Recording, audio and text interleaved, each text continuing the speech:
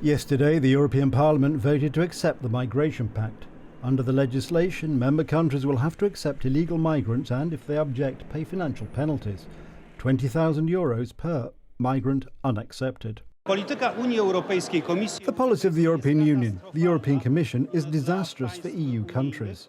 Commissioner Johansson, who is in charge of migration, says that the European Union will take in more than 4 million migrants a year from the Middle East and North Africa.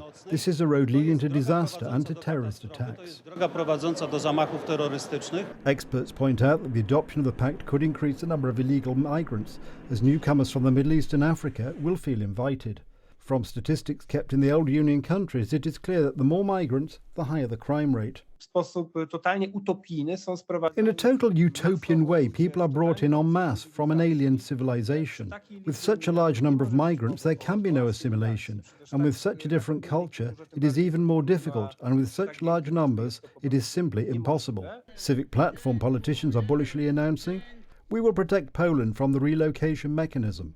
So much in theory. In practice, however, it was the politicians elected from the lists of the European coalition, led by Civic Platform, who voted for the introduction of the Migration Pact. Later, Marek Belka, Łukasz Kohut, Robert Biedron filed a correction and abstained from the vote. Donald Tusk has fooled everyone because he doesn't keep his word. That's one time, he's volatile, and he doesn't fit in with our nation. They follow his instructions, only it is so quiet. Poles can't afford to support the multitude of migrants because our indigenous people need help. When the migration crisis began in Europe in 2015, Ewa Kopac's government wanted to agree to forced relocation. As a country, we are prepared for almost any number. For any number, as a country, we are prepared. It was not until the Law and Justice government put a hard veto on migration policy. Moreover, when Donald Tusk presided over the European Council, he advocated punishing Poland for not taking in illegal migrants. But this will involve not repealing certain consequences. These are the rules in Europe. When the European Parliament voted on the migration package in Brussels, illegal migrants stormed the Polish-Belarusian border. Tree branches and stones flew towards Polish officers.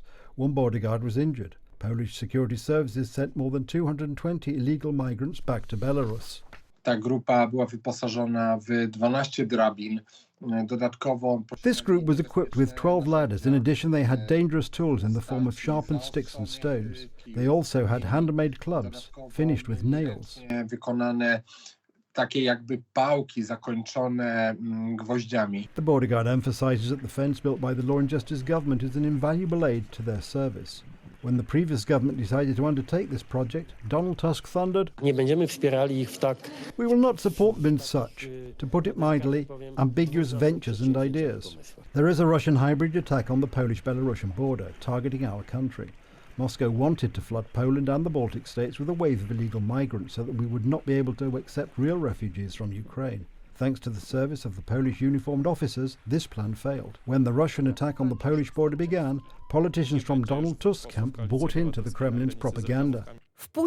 Let these people into Poland at last. Who they are will be determined later. It's